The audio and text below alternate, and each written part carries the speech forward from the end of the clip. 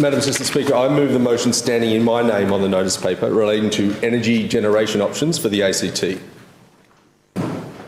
Thank you. The question is that the motion be agreed to. I call on Mr. Werner-Gibbings. Thank you, Madam Assistant Speaker.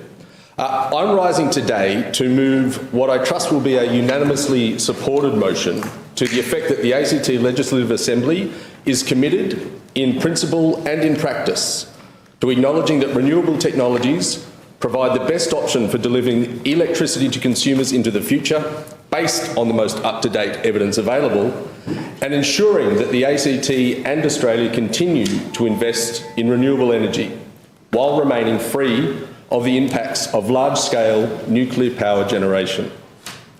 Though I say it myself, Madam Assistant Speaker, this is a salient motion and a timely one about the criticality of using evidence and evidence-based discussions to shape Australia's current and future power generation strategies.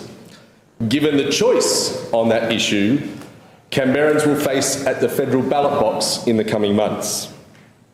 As such, it is imperative that we keep grounding our discussions in the robust findings of scientific research, such as those laid out in the CSIRO's GenCost 2024-25 draft report, which was released on 9 December 2024.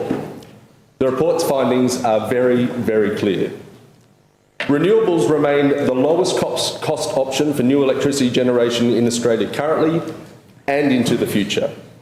Large-scale solar and wind power continue to outperform other technologies in terms of cost effectiveness. The levelised cost of electricity for firmed renewables ranges from $100 a megawatt hour to $143 per megawatt hour, while large-scale nuclear is estimated to be between $155 per megawatt hour to $252 per megawatt hour. The report finds that nuclear power will be more expensive than renewable energy to build, produce and deploy for decades and decades, and will it take at least 15 years to deliver. At least 15 years in a best-case scenario. A best-case scenario that includes the need to start a nuclear industry from scratch and develop an effective legislation and regulation framework and persuade the states and whichever poor communities have to host at least 7 nuclear reactors and however many nuclear waste dumps. 15 years, half the time it will take to build nuclear submarines. I won't buy it. And yet the federal leader of the opposition talks about nuclear power as if it will lower the cost Australians pay for electricity now, or at least in the next term. I mean, he talks about it, although the modelling he relied on when he gave his one press conference on the issue on a Friday in December after the last sitting week, just 2 weeks before Christmas, does not forecast what the Coalition's plan would do for people's electricity bills or to electricity prices. Humorously, that modelling assumes demand for electricity will not increase as much as the government expects, despite the increasing use of artificial intelligence and the growing ubiquity of big batteries and electric vehicles. Australians in the future, electrifying as much as possible, are going to use less electricity. I'm not buying that either. It's this, that makes no sense logic, which reminds me of the Turnbull-Abbott NBN revolution. You remember? They dialed the NBN max speed down to 25 megabits per second because no one was going to pay for 100 megabits. No Australian was ever going to need or want or use that much interwebs. Sure, it was a long time ago. Just check my notes.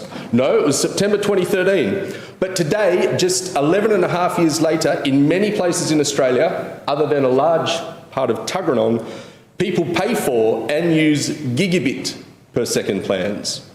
1,000 megabits. The fact is, nuclear energy will not lower the cost of our electricity, which we will be using plenty more of, not now or even in 25 years when Ms Nuttall is the only one of us still here. Yet, despite that, when the Leader of the Opposition was asked recently on ABC Radio Canberra whether she supported nuclear power, she responded, and I quote, "Yes, it doesn't affect Canberra." Now, on its face, that's a fairly debatable opinion, unless the Leader of the Opposition knows what Christopher Pyne knows. but we might come to that later. Let's take her words as we heard them. Nuclear energy won't affect Canberra. Well, if nuclear energy generation is included in the national energy market in place of renewable energy, then its cost will clearly affect Canberra. The most cost-effective and efficient way to reduce emissions and provide reliable and affordable electricity in Australia and Canberra is by delivering renewable energy with storage. According to the GenCost 2024-25 draft report, solar photovoltaics and wind with firming has the lowest new build cost of all generation technologies now and out to 2030. Furthermore, the long to very long development times mean nuclear generation won't be able to facilitate a cost-effective energy transition or make a significant contribution to achieving Australia's emission reduction targets. That's the evidence. If the cost of energy is something that affects Canberra now and will do so in the future, which I think is likely, then the fact that large-scale nuclear generation is not economically competitive with renewable energy will affect Canberra. And it's not just this evidence. I noted with interest at about 1 a.m. this morning that during December last, the Smart Energy Council used modelling by the Institute of Energy Economics and Analysis, the assumptions in Mr Dutton's nuclear plan, vague as it is, for forcing 14 gigawatts of nuclear power into the Aussie grid, and the Frontier Economics report commissioned by the Coalition, and found that for Australia's 4 million and counting homes with solar panels, power bills increased by more than $1,100 a year under Mr Dutton's nuclear policy. More than $1,100 a year. According to the Clean Energy Regulator, as of January 2025, there are 60,359 homes in Canberra with solar power. It's the lost energy savings, see? You can't turn nuclear power on or off as you will.